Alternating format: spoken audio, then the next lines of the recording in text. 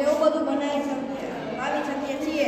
જીવાવરણ જેમાં આપણે માણસ અને પશુ પક્ષીઓ રહી શકીએ છીએ તેને જીવાવરણ કહે છે.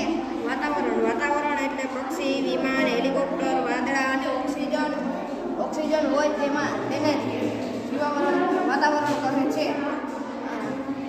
જલાવરણ એમાં માછલી, કાચબા, બતક અને મોટા મહાસાગરો જેમ કે એટલાન્ટિક મહાસાગર,